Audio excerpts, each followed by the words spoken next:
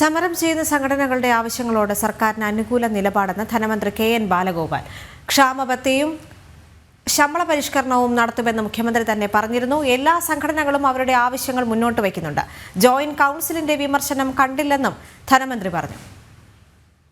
കഴിഞ്ഞ സെഷന്റെ സമയത്ത് മുഖ്യമന്ത്രി അവിടെ പറഞ്ഞിരുന്നു DA-യുടെ ഈ 2 ഗഡു ഈ വർഷം കൊടുക്കും, അടുത്ത വർഷം കൊടുക്കും. പെൻഷൻ്റെ ശമ്പള പരിഷ്കരണത്തോടൊപ്പം പെൻഷൻ പരിഷ്കരണ കുടിശ്ശിക കൊടുക്കും.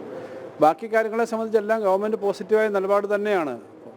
അതായത് ഏറ്റവും വലിയ വെട്ടിക്കുറവ് കേന്ദ്ര ഗവൺമെൻറ് ഭാഗത്തു നിന്ന് നമുക്ക് കൃത്യമായ കണക്കുകൾ വെച്ചാൽ പ്രതിപക്ഷം അതൊക്കെ അംഗീകരിക്കുന്നതാണ്. ധനകാര്യ കമ്മീഷൻ അവർ കൊടുത്ത കണക്കിലും കേരളത്തിനാണ് ഏറ്റവും വലിയ വെട്ടിക്കുറവ് ധനകാര്യ കമ്മീഷൻ്റെ ഭാഗമായിട്ട് വന്നിട്ടുണ്ടെന്ന് അംഗീകരിച്ചിട്ടുണ്ട്. എന്നിട്ടും നമ്മൾ ശമ്പള പരിഷ്കരണം നടത്തിയ ഒരേ ഒരു സ്റ്റേറ്റാണ്. ബാക്കി കാര്യങ്ങൾ ചെയ്യും. അതിനകത്ത് സമരം ചെയ്യുന്ന ആളുകൾ അവരുടെ വിഷയങ്ങൾ ഉന്നയിക്കുക എല്ലാ സംഘടനയും ഉന്നയിക്കുന്നതാണ്. ഇപ്പോൾ അതിപ്പോൾ എല്ലാ സംഘടനകളും അവരുടെ കാര്യങ്ങൾ ഉന്നയിക്കും. പക്ഷെ അത് ഒരു രാഷ്ട്രീയമായിട്ട് അതിനെ ഉപയോഗിച്ച് പ്രതിപക്ഷം നടത്തുന്ന പ്രചരണം ശരിയല്ല എന്ന് നമ്മൾ പറഞ്ഞു.